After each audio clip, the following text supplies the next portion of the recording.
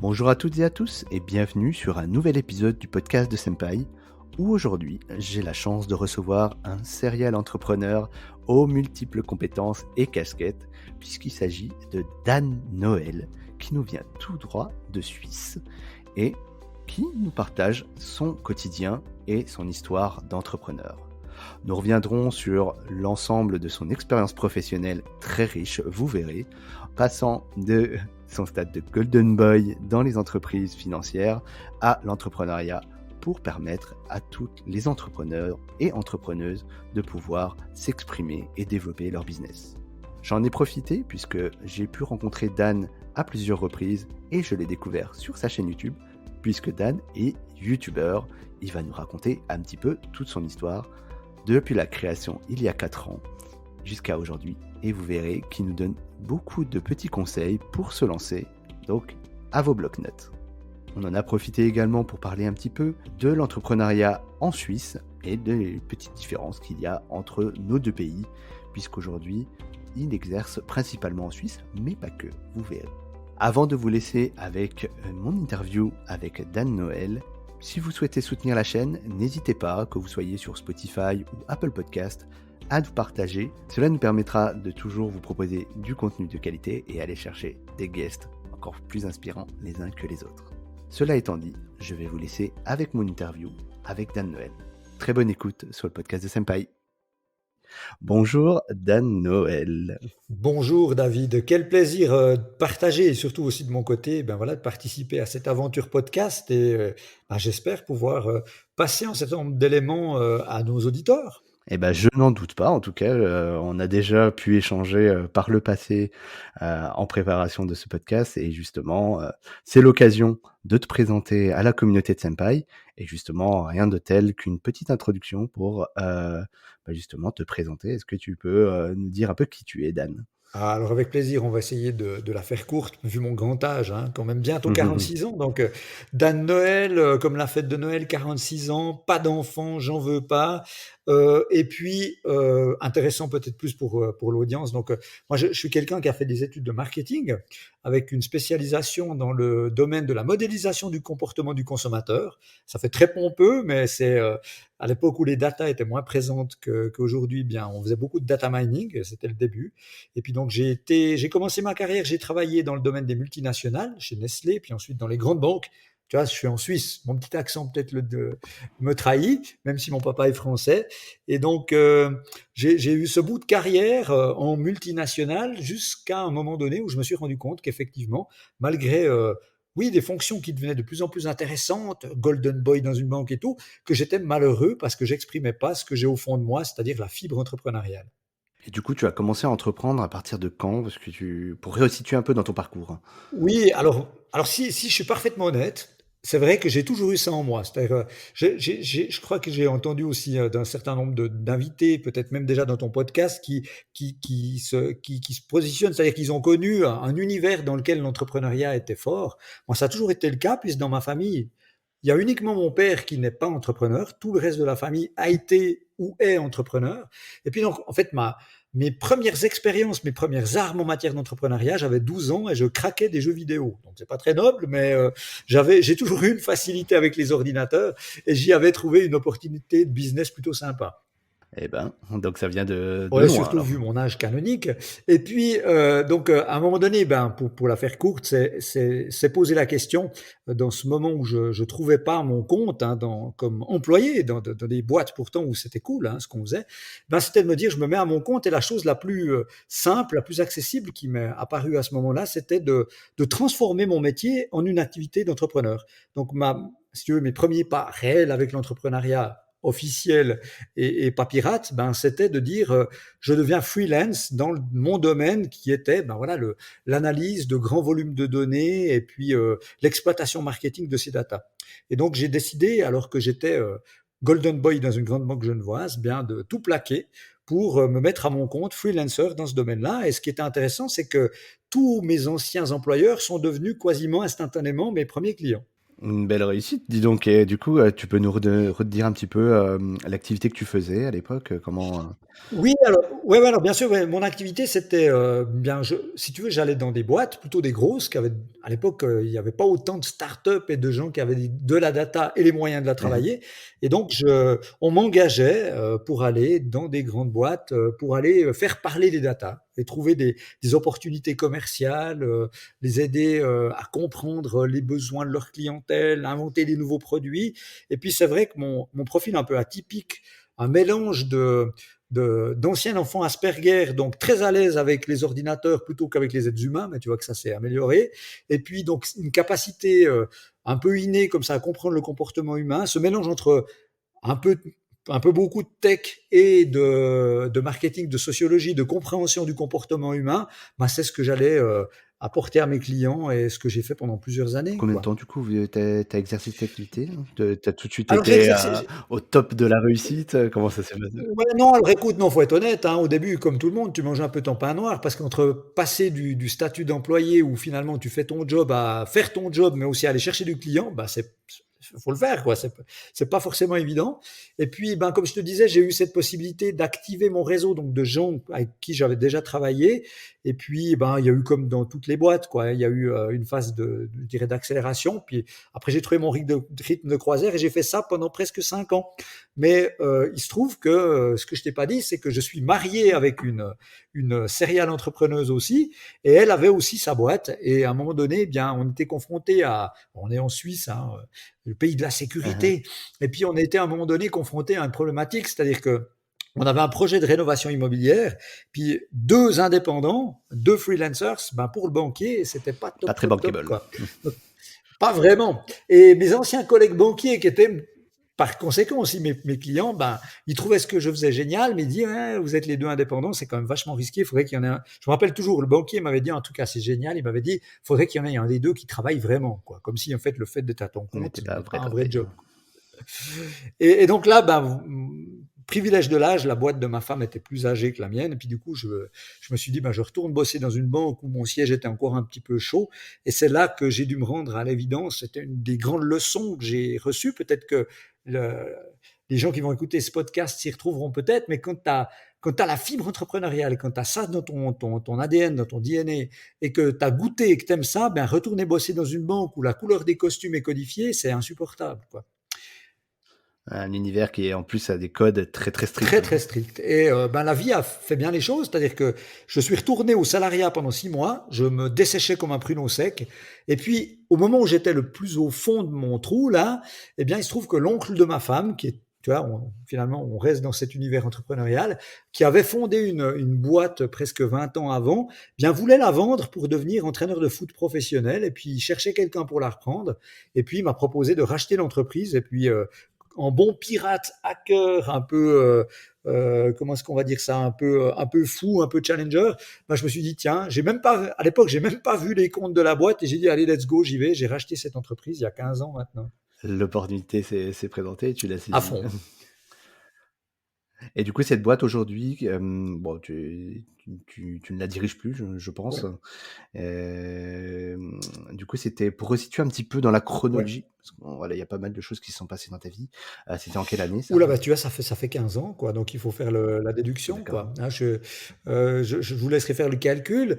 Et il se trouve qu'effectivement, quand j'ai repris cette boîte, ben, c'était une petite TPE, PME de la région dans laquelle je me situe, qui avait du potentiel, mais on était 5 employés, 6 avec moi. On faisait pas mal de comptabilité, tiens, un petit peu de formation entrepreneuriale, et puis, ben voilà, pas du tout de marketing. Et puis moi, je suis arrivé, tu vois, avec ma vibration, mes envies. Et puis 15 ans plus tard, on va bientôt arriver à 30 personnes. Et puis on fait pratiquement plus, voire ouais, je crois qu'on va plus en faire d'ici un mois. Plus du tout de comptabilité, plus du tout d'activité fiduciaire. On fait énormément de formation et on fait surtout beaucoup, beaucoup d'accompagnement à l'entrepreneuriat et beaucoup de Ouais, marketing justement, c'est digital. très bien ça.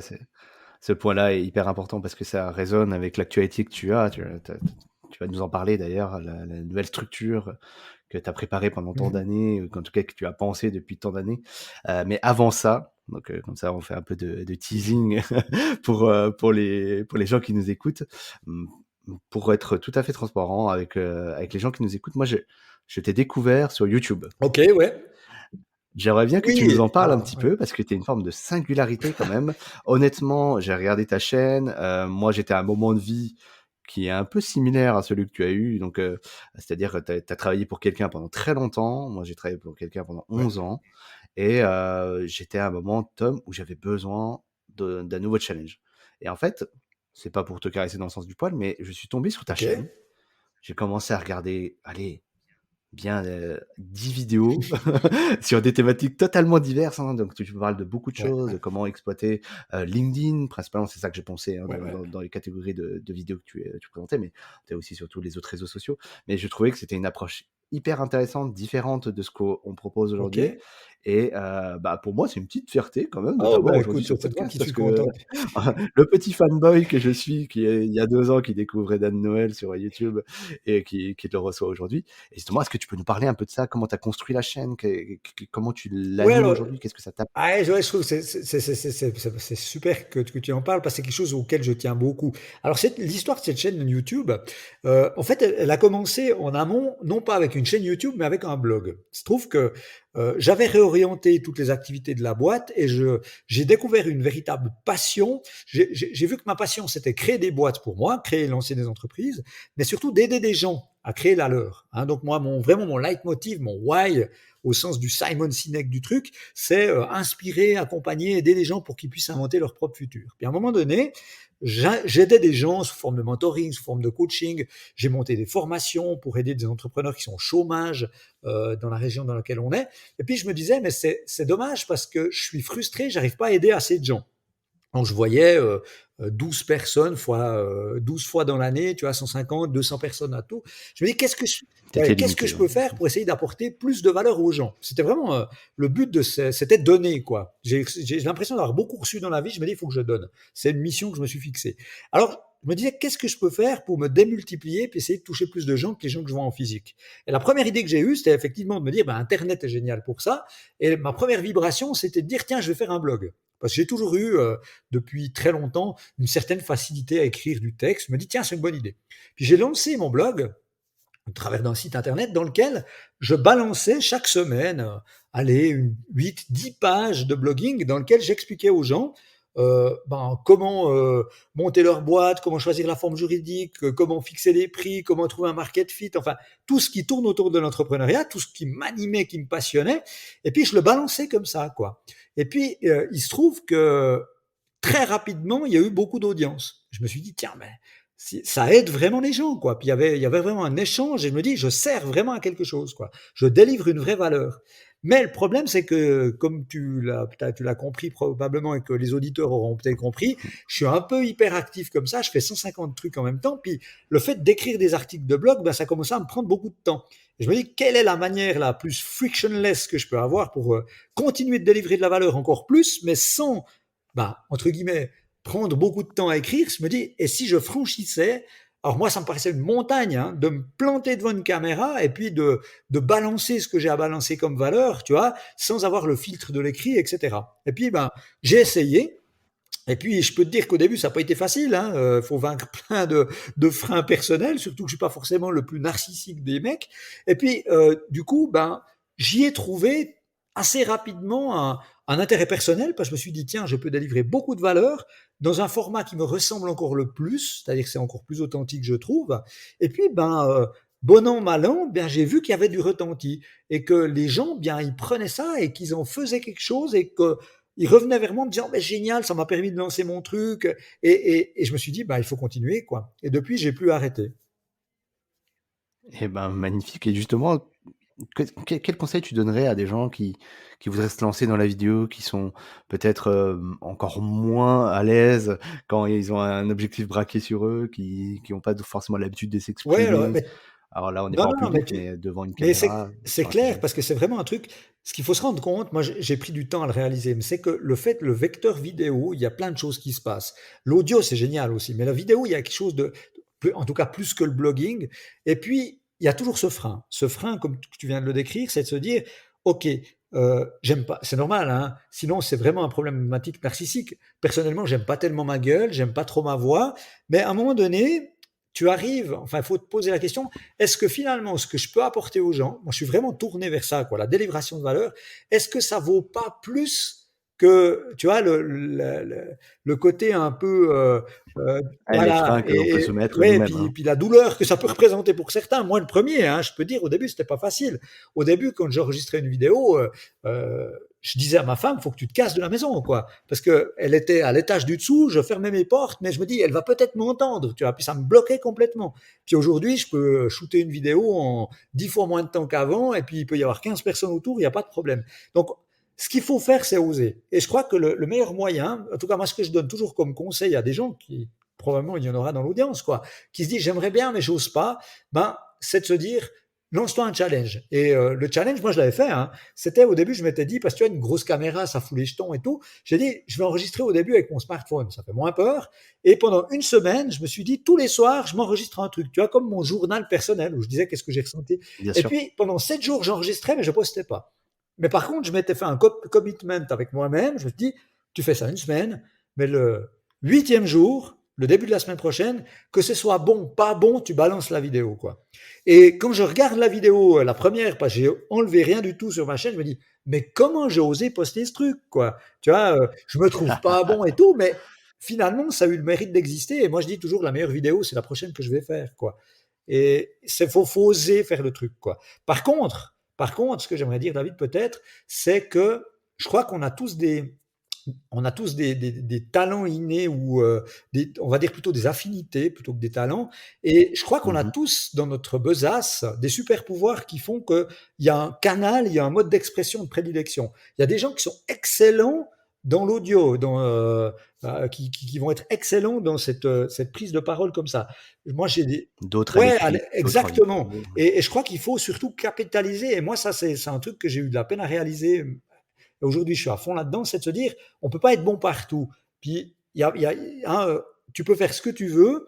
À un moment donné, tes points d'affinité resteront tes points forts. On peut progresser dans des points qui sont moins forts chez quelqu'un, mais ça restera quand même toujours un petit peu en dessous. Donc, il n'y a aucun problème. On peut toucher une audience aujourd'hui en audio, en écrit toujours, en montage, animation si on le Bien souhaite, sûr. ou en vidéo, mais il ne faut pas se forcer. Parce que je crois que le pire, et on l'a tous vu, c'est des gens qui se forcent parce qu'on leur dit de le faire, et puis finalement, ça passe pas et c'est pas bon. Il y a pas de plaisir et ça se Ouais, ressent. exactement. Et justement, pour essayer de trouver une méthodologie, toi, comment tu t'y prends quand tu veux faire une Ouais, vidéo? Bon, j'en profite que tu sois là pour essayer de voir un peu le à fond, dessous ouais. de comment ça se passe. Mais comment toi tu t'y prends? Est-ce que tu Alors scriptes? écoute, ouais, ouais, Tu fais beaucoup de recherches? Est-ce que c'est non, beaucoup alors écoute, d'improvisation? j'ai essayé plein de trucs. C'est-à-dire qu'au début, quand tu dis tu vas faire de la vidéo, du YouTube, puis que tu es un peu hésitant, bah, tu cherches partout. Et puis effectivement, la première idée qui a été la mienne et qui est souvent celle à laquelle on pense, c'est de se dire, il faut que je prépare tout, quoi. Hein, faut pas que j'ai d'impondérable, enfin, et tu vas scripter, tu vas faire beaucoup de recherches. Et puis, moi, j'avais l'impression, ça dépend des gens, hein, je sais qu'il y a des gens qui fonctionnent bien comme ça, mais moi, si j'allais vers ça, il y avait un côté très castrateur, tu sais. Euh, et finalement, j'avais l'impression d'être inauthentique. Et puis, je pense que l'authenticité, elle parle par-dessus tout. Et c'est vrai qu'aujourd'hui, moi, ce que j'ai vraiment comme recommandation et mon processus personnel, le meilleur moyen, c'est de me dire, je scripte pas, j'essaye pas de produire du contenu, mais je fais que documenter ce qui m'est arrivé. Donc moi, quand je me dis, je me réserve une plage de shooting pour des vidéos, j'aimerais en avoir plus de temps, malheureusement, mais c'est de se dire, ok, qu'est-ce qui m'est arrivé? Et je me nourris de ce qui s'est passé dans la semaine, les entrepreneurs que j'ai vus, quelles sont les thématiques que j'ai traitées, quels ont été les freins qui ont été les miens, quelles difficultés j'ai rencontrées, qu'est-ce que j'ai appris, et j'essaye simplement de raconter, de documenter ça et de me dire comment je peux rendre ça, prendre ce que j'ai vécu moi durant cette semaine, par exemple, en quelque chose qui apporte de la valeur au plus grand nombre. Et à ce moment-là, ben, tu n'as plus vraiment, en tout cas pour ma part, besoin de beaucoup préparer et autres. C'est simplement voilà, de te remettre dans ton authenticité et de transcrire ça dans quelque chose qui peut parler au plus grand nombre. Je comprends. Et du coup, toi, ça fait combien de temps que tu l'as lancé cette chaîne? Écoute, alors il y a eu des prémices dans lesquelles pendant très longtemps j'avais que 3 vues et 3 abonnés, c'était moi, ma mère et ma femme. Et puis de manière un peu plus, Ça a ouais, un bien petit peu, changé. mais de manière un peu plus sérieuse, je pense que voilà, ça fait 2 ans et demi, 3 ans où j'ai mis une compresse et je me suis dit je vais en faire quelque chose d'un peu plus qu'un side project. Mais ce qu'il y a de très, je trouve, par rapport ça fait le lien aussi à ce qu'on disait tout à l'heure, tu as le côté un peu hyperactif, un peu serial entrepreneur, et on pourra peut-être y revenir. C'est que malheureusement, ben, je vis un moment où je suis un peu frustré parce que j'ai énormément d'idées de contenu vidéo. Il y a beaucoup de gens qui me disent, ça fait un moment, on aimerait bien que tu...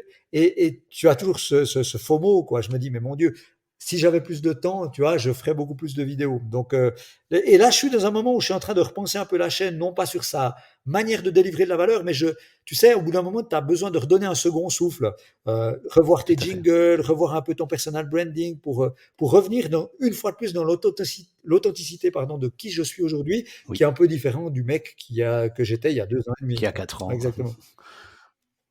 Non, mais super intéressant. Et petit tip, est-ce que tu passes par une société de montage ou tu Ah te non, moi montes je dans fais tes vidéos tout tout seul? moi-même, dans mon salon, en faisant mes conneries, et j'apprends au fur et à mesure. J'ai tenté l'aventure, hein, j'ai tenté, pour être honnête avec toi, il y a à peu près 2 ans, je m'étais dit, tiens, je suis dans ce FOMO, puis je me dis, j'aimerais délivrer tellement plus de valeur, et j'avais pris 2 stagiaires à temps complet. Je me dis, il y en a un qui est plutôt à l'écrit, un qui est plutôt tout ce qui est plutôt audiovisuel, et puis ben, on va essayer de créer du contenu ensemble, et puis pour moi, ça buguait, quoi. Pourtant, tu vois, ils étaient là, ils disaient, ouais, qu'est-ce qu'on fait? Et j'étais moins dans ce flow, quoi. Moi, je suis assez solo player sur ce truc-là. Bien sûr, et ça marche, quand même, hein, donc tu as essayé et bon, ça te correspond moins, quoi, c'est tout, en Ouais, fait. et puis je trouvais qu'il y avait un côté friction, une fois de plus, tu vois. Mmh mh. Là, effectivement, je suis très autonome. Alors, je suis pas le meilleur monteur du monde, mais j'arrive à me démerder. Enfin, il y a tout ça qui fait que j'ai l'impression d'être beaucoup plus dans l'authenticité, beaucoup plus agile. Mmh. Ah bah, ça se voit de toute façon que c'est assez authentique et il y a une patte, hein, on le sent. Et justement, cette chaîne aujourd'hui, qu'est-ce qu'elle t'apporte en plus de pouvoir diffuser un maximum de messages, de toucher le maximum de Ouais, monde? Mais est-ce que, d'un point de vue, on va ouais, dire à fond. business, parce qu'on est quand même des entrepreneurs, on est là pour générer, du business, faire de la valeur, qu'est-ce que Eh ça ben, écoute, ça t'apporte m'a aujourd'hui d'être alors la entrepreneur? chaîne et les autres, hein, parce qu'il y a la chaîne, je suis une Bien sûr. présence très forte sur, LinkedIn depuis quelque temps déjà. Ce qui est fou, et c'est génial que tu po que qu'on aille sur ce point-là, c'est que quand j'ai lancé la chaîne, d'abord quand j'ai lancé le blog et j'ai lancé la chaîne, j'avais encore un associé. Et mon associé, quand il a vu et entendu ce que je faisais, lu les articles de blog, assez rapidement, il a pété les plombs, quoi.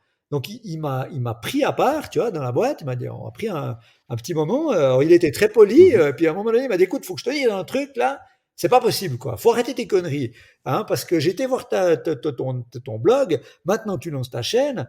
Et il me dit, t'es barjo. Euh, Ce que tu délivres comme valeur, ce que tu passes dans la chaîne, c'est exactement ce qu'on vend, parce que nous, on est une société de service, quoi, de conseils et tout. Tout à fait. Il me dit, t'es malade, tu files gratuit ce qu'on vend à 200 € de l'heure. Il me dit, fais ça encore 6 mois, puis on n'a plus de clients, quoi. Et je me suis dit, Et qu'est-ce que tu lui écoute, as répondu alors? alors, tu vois, alors, mon associé avait déjà passé 70 ans, 70 ans, tu vois. Je me dis, OK, est-ce que c'est une problématique de générationnel ou un truc? Puis je me suis dit, mais effectivement, je crois que lui voit les choses comme ça et moi, je les vois complètement différents. Et ma réponse, c'était de lui dire, écoute, fais-moi confiance. De toute façon, tu peux pas m'arrêter. Moi, c'est vraiment viscéral. Je sens le besoin de le faire. Ça fait partie de ma mission personnelle.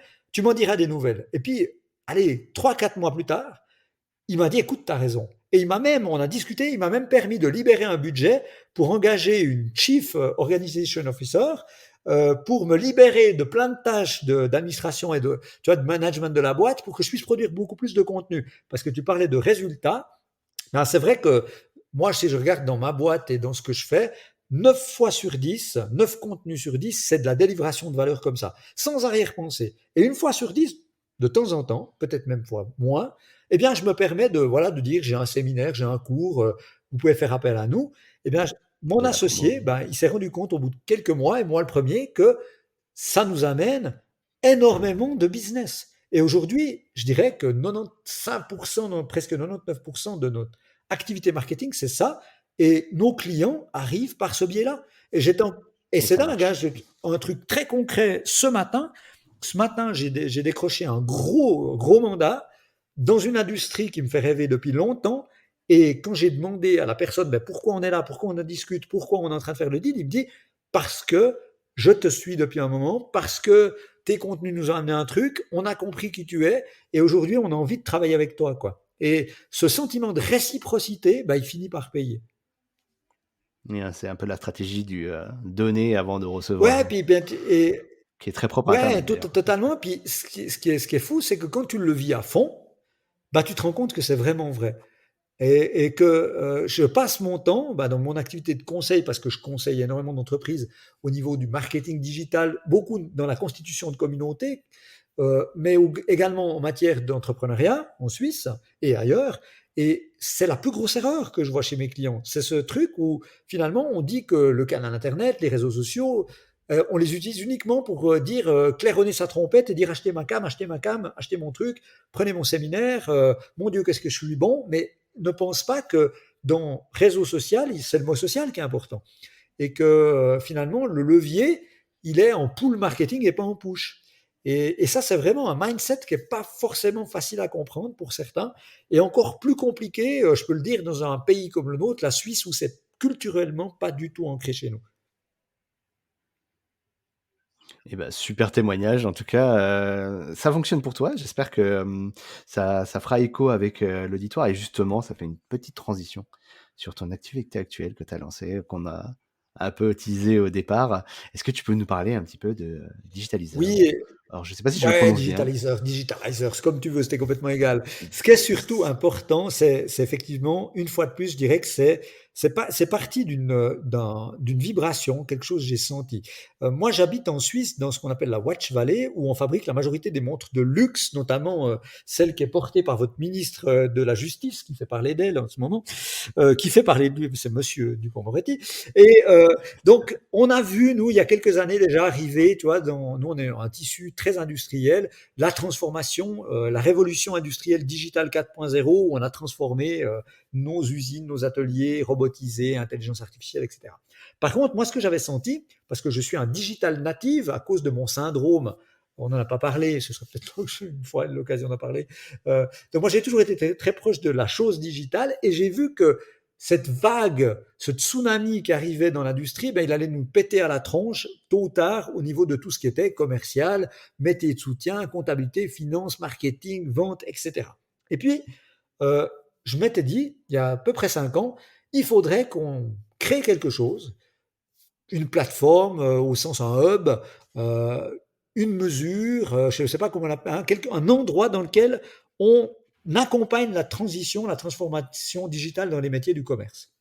Et puis, Mmh. j'avais parlé de l'idée autour de moi, j'ai des partenaires notamment au niveau de l'État suisse, et puis l'idée, il l'a trouvée séduisante, mais il y a 4 ou 5 ans, j'avais l'air d'être un extraterrestre, quoi, en disant, OK, c'est joli, mais voilà, c'est Odyssée de l'espace, quoi. Et puis, entre-temps, les choses ont accéléré. On continue de vivre le ou la Covid, avec ces transformations de fonds qui sont accélérées à une vitesse de fou, et puis tout d'un coup, on a dit, maintenant, on en a vraiment besoin. Et Digitalizers, qu'est-ce que c'est? Eh bien, c'est un outil de formation dans lequel, on va pimper, j'aime bien ce terme, il y a Pimp My Ride, là, c'est pimper les compétences de gens qui en ont bien besoin en termes de nouvelles compétences que j'appelle des DigiSkills, pour leur donner plus de chances de trouver un emploi et de le pérenniser. Puis d'un autre côté, d'amener au tissu économique ce qu'on a besoin sur le marché aujourd'hui en termes de compétences, parce qu'on n'achète plus, on n'influence plus, on vend plus de la même manière qu'avant. Et donc, ouais. Et justement, tu t'adresses à qui avec, cette Alors, il y a plateforme? 3 publics cibles chez Digitalizers. Le premier public cible sur lequel on a travaillé très fort et on a lancé fin mars, et on est en plein dedans actuellement, c'est le public cible des personnes qui sont en recherche d'emploi. Donc, on est partenaire exclusif, c'est une innovation au niveau suisse, avec l'équivalent du pôle emploi chez vous, où on a des stagiaires D'accord. qui sont en recherche d'emploi et qui viennent acquérir des compétences digitales, et je tiens à dire du savoir-faire, mais aussi beaucoup du savoir-être. Donc, on est focalisé à fond sur les soft skills, agilité, décloisonnement, pensée latérale, self-leadership, puis après on met des couches plutôt applicatives, De et de connaissances connaissances, outils, quoi, si tu veux. Donc ça, c'est le premier public bien cible sûr. fort. Le deuxième public cible très fort, qui est en train d'accélérer beaucoup plus vite qu'on le pensait, c'est les entreprises qui viennent à nous et qui disent, écoutez, nous, on sent le besoin, quoi, sinon on est mort. Donc, d'aller vers ce mouvement de la digitalisation, aidez-nous, soit en accompagnant leurs propres employés, tu vois, au travers de programmes spécialisés et on va dire comme ça sur mesure pour ben voilà, les pimper aussi, mais aussi par rapport à leur propre modèle d'affaires. Donc on a ce volet qui commence très fort. Et puis le troisième volet qu'on va dérouler d'ici quelques semaines, c'est les candidats libres, c'est-à-dire quelqu'un qui se dit à la place d'aller suivre une formation en marketing quelque part, ben vient s'immerger. Parce que vraiment le concept de digitalizer, c'est un archétype d'entreprise digitalisée commerciale dans lequel les gens viennent s'immerger et vivre cette expérience. Moi, je dis aux gens, ils viennent pas, ils sont pas stagiaires, ils viennent comme rejoindre une start-up, et c'est là où nos vibrations se retrouvent. Et en fait, ils participent à une sorte de start-up et du tech, on pourrait dire comme ça. Super intéressant. Et du coup, aujourd'hui, ça fait combien de temps ça? Je crois que tu l'as lancé début d'année. Alors, le programme, en fait, a débuté début d'année, donc on a fait tout un travail de fond, si tu veux, de catalogue de compétences. Fallait Bien sûr. imaginer l'outil en lui-même. C'est un peu comme on pourrait dire. Moi, j'aime bien la comparaison parce que des fois, ça paraît un peu ésotérique, mais c'est un peu comme l'école 42, mais des métiers du commerce, si tu veux.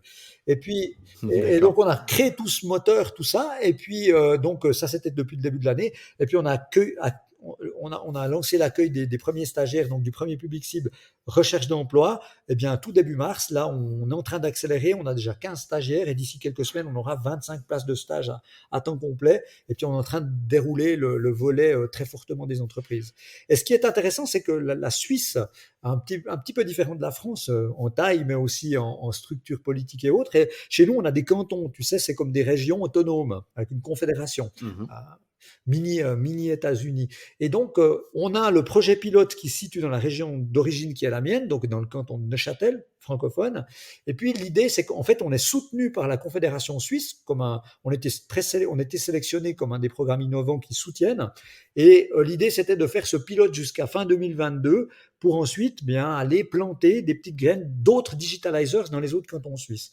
Et ce qui est très intéressant, c'est que ben, il y a le momentum, et puis je pense que voilà, on est au bon moment avec le bon outil, ça va beaucoup plus vite que ce qu'on l'imaginait. On a déjà plein de contacts avec d'autres régions qui disent ben non, on ne veut pas attendre fin 2022, on aimerait l'outil, on aimerait mettre en place un réseau de ces hub digitalizers dans nos cantons également. Donc c'est passionnant ce qui est en train de se passer à ce niveau-là.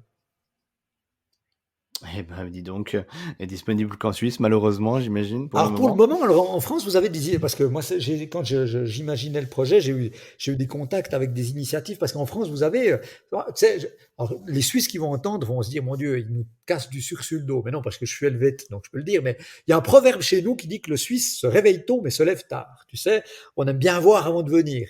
Et c'est vrai que ben, quand j'étais en phase de création, ben, j'ai eu des contacts en France. Vous avez des initiatives qui sont très inspirantes. Mais il y a tout ce qui se passe au niveau de la station F, Xavier Niels, l'école 42. Bien sûr, Il y a la aussi la licence sur Rocket projet. School qui est passionnante. Il y a Origami. Il y a plein de choses qui se font et qui m'ont, moi, beaucoup inspiré, mais qui sont des initiatives passionnantes, mais qui sont très centrées sur les métiers de la vente, le growth hacking, etc. Parce que c'est ce que vous avez besoin dans votre écosystème. Chez nous, on a un écosystème qui doit encore être créé. C'est-à-dire qu'en Suisse, on est très fort dans l'innovation, tu sais, la microtechnique, on a nos écoles Tout à fédérales. fait. Par contre, dans tout ce qui est ce qu'on discutait en off quand on s'était rencontré la première fois, David, sur le côté la French Tech, l'ubérisation, le commerce 4 ou 5.0, ben on est quand même pas mal à C'est la ça. traîne. Et l'idée, c'est que D'accord. Digitalizers puisse vraiment, vraiment jouer le rôle de catalyseur de cet écosystème. Donc, on a même prévu dans le programme qu'on puisse accueillir, tu vois, des jeunes pousses en incubation qui vont venir chez Digitalizers et qui pourront bénéficier, tu vois, de services par des gens qui sont peut-être quelqu'un qui est en stage et qui est en recherche d'emploi, puis tous ces ponts se créent. L'idée, c'est d'avoir un écosystème qui tourne là autour. Eh ben, écoute, on a hâte de voir un petit peu comment vous allez vous développer et si l'avenir se dessinera comme toi tu espères, en tout cas comme on vous le souhaite, hein.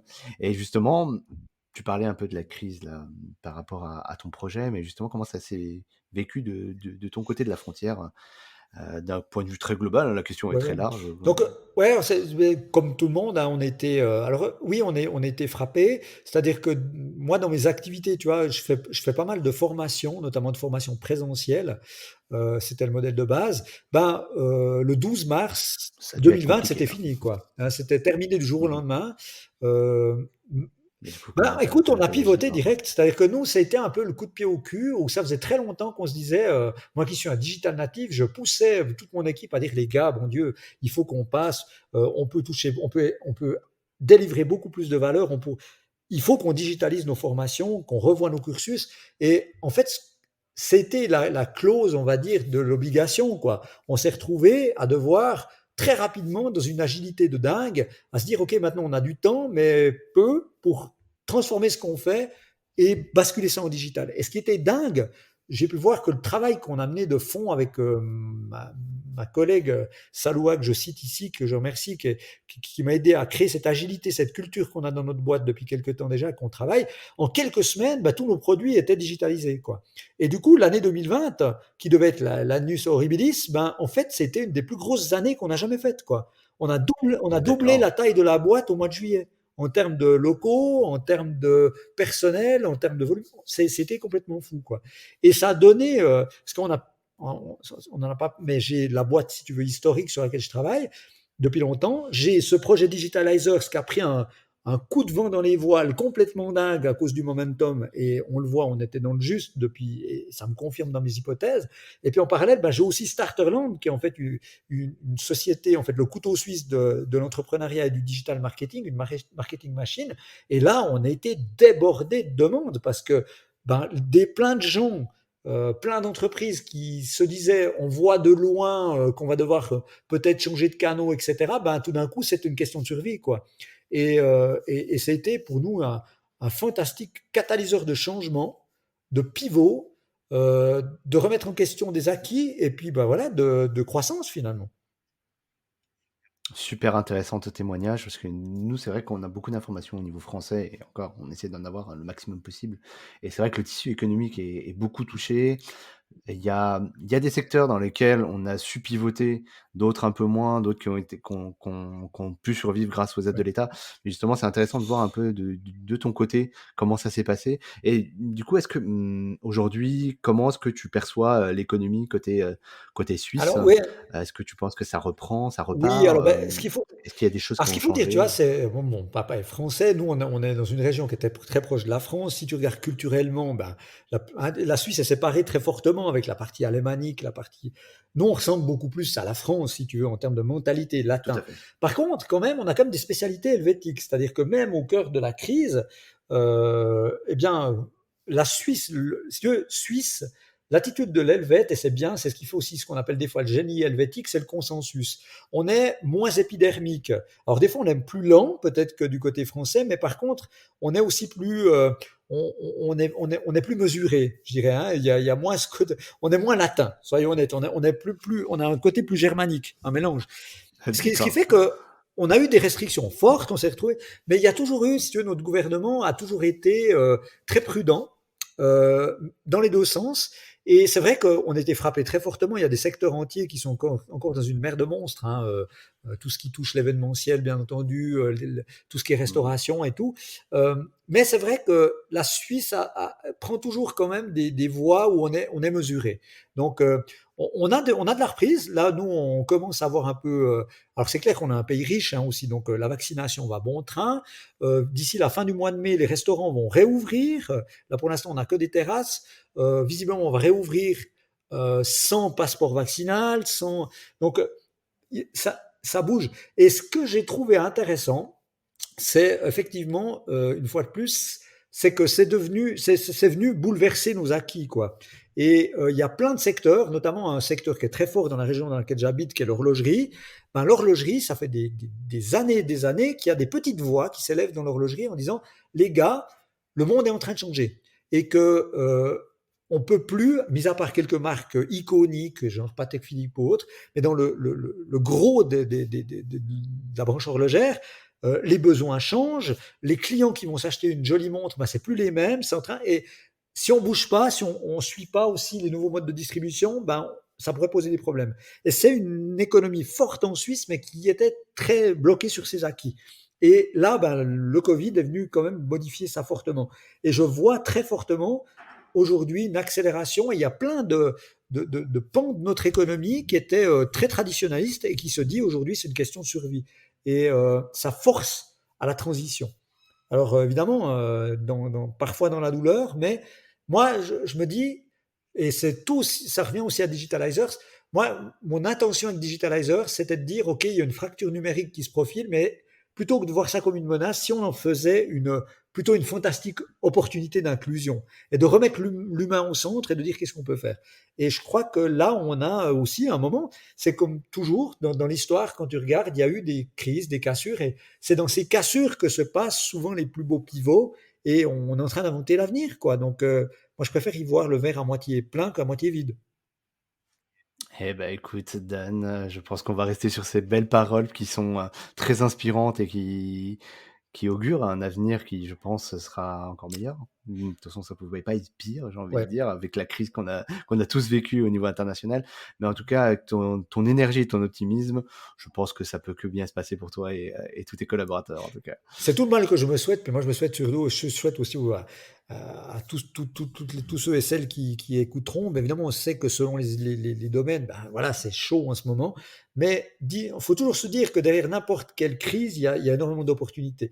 Par contre, c'est toujours la question de il faut réussir à quitter. Et je crois que c'est peut-être pour terminer. Le point, c'est que moi, ce que j'ai découvert en ces presque 15, 20 ans d'entrepreneuriat sous une forme ou une autre, c'est que OK, il y a plein de choses qui se passent, mais le pire, c'est l'immobilisme et le romantisme. Je crois que dès qu'on tombe dans le romantisme et qu'on se dit c'était mieux avant et qu'on est amoureux de ce qu'on a vécu et qu'on n'est pas capable de se dire OK, je pars à l'abordage et je me réoriente vers quelque chose de nouveau et ben, je fais fi du passé, ben, c'est très compliqué, quoi. Mais effectivement, il y a beaucoup de domaines dans lesquels je pense beaucoup à eux, c'est pas facile. Effectivement, on y pensait pour eux. Et justement, pour conclure, Oui, Dan, comment est-ce qu'on peut te oui, contacter? alors Est-ce que tu es joignable, j'imagine, sur les à réseaux fond, sociaux? donc je suis quasiment hyper actif sur toutes les plateformes. Après, avec des rythmes de réponse plus ou moins compliqués, ça dépend, notamment sur Instagram. Mais tu Je réponds, réponds, je mais confirme. toujours, ça peut prendre un peu de temps. Par contre, ce que je suggère, c'est un immense plaisir. N'hésitez pas à venir échanger avec moi, on discute. On n'a plus que couvrir un petit Bien peu. sûr. Je délivre autant de valeur que je peux et s'il y a un conseil, n'hésitez pas. Échanger, prendre un Zoom café. Je crois que le plus simple, c'est LinkedIn. C'est LinkedIn où j'ai aussi je suis le plus souvent en ce moment. Donc, LinkedIn de Dan Noël, vous allez trouver ma tronche du Dr House et je réponds quasiment dans la journée, quoi. Eh ben, écoute, je me permettrai de mettre ton lien pour que les gens puissent rentrer en contact avec toi si ça les intéresse en tout cas. Et effectivement, je confirme que tu es très actif sur LinkedIn et il y a beaucoup à prendre en tout cas. Eh ben, merci beaucoup Dan pour ton intervention et tout le leg que tu nous apportes sur le podcast de Senpai. Hyper intéressant, tes multicasquettes. Donc, c'était hyper enrichissant même pour moi de voir un petit peu, de découvrir un peu tes retours d'expérience et ce que tu prévois pour l'avenir. Alors, c'est effectivement sur la Suisse, mais voilà, tout le monde peut s'y reconnaître dans ton discours et je trouve que ton énergie, elle est dingue et c'est un gros boost Super, d'énergie. bah écoute, si j'ai pu faire ça, c'est génial. Et puis, je désespère pas que je puisse revenir dans pas longtemps, me balader du côté de Paris et j'aurai un immense plaisir, David, à te rencontrer autour d'un café et d'une bière sans alcool pour ma part.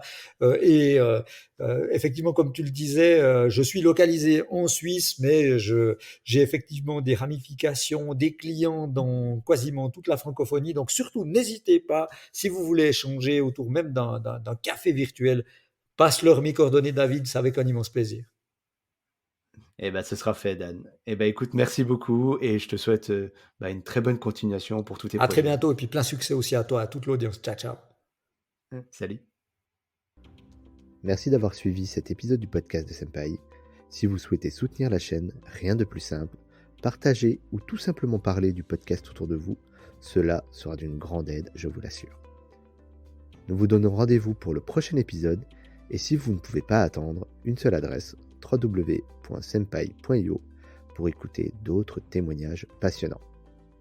À très vite sur le podcast de Senpai.